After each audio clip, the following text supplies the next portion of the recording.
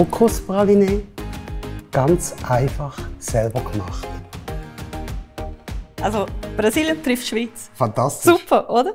Mit wenig Zutaten, die man wirklich überall findet. Da braucht man Kondensmilch dazu, die gezuckerte Variante, Kokosflocken, Milch, ganz ein bisschen Butter, Dessertgewürz natürlich. Vom Stedi? Jawohl. Und optional die Gewürznägel. Ich kenne es schon Ja. und ich freue mich mega drauf.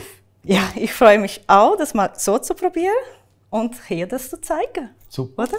Bis nachher. Gut, bis ganz bald. Danke. Ciao, Tschüss. ciao, Stedi.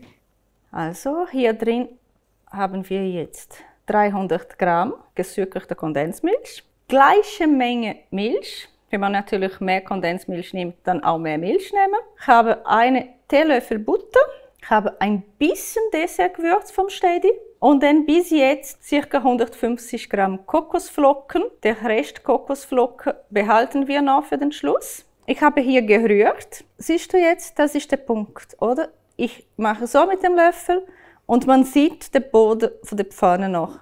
Dann kann ich jetzt das abstellen. Leeren wir das jetzt auf einen Teller. Macht zu Hause, es riecht so gut.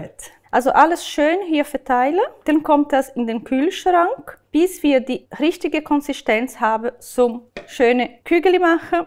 Unsere Masse ist eine Weile im Kühlschrank geblieben und so muss nachher aussehen. Ne? Diese Textur wollen wir. Ein bisschen Butter in der Hand, gehen auch mit Kokosfett, schön verteilen.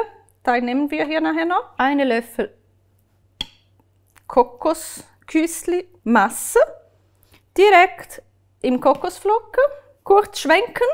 Alle hat den Kokosnussflocken. Die Nelken werden nicht mitgegessen. Sind nur Deko.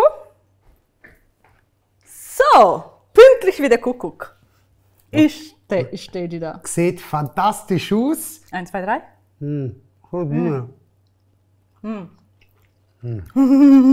Ich liebe es.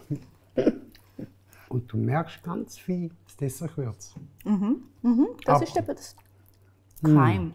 Oder das bisschen Schweiz drin. Ich glaube, wir fangen jetzt an, Praline herstellen statt Gewürz. Probier noch mal eins. So ein Karibik-Feeling. Kokosnuss im Mund. Brasilien-Feeling. Brasilien, natürlich. Einfach nachmachen. Für den Geburtstag, für den Hochzeitstag. Für einen ganz normalen Tag. Immer zum Frau überraschen. Das kann auch ein Mann. Nicht so schön, natürlich. Ich glaube schon. Hast du gut gemacht. Danke. Gerne. Bis nächstes Mal.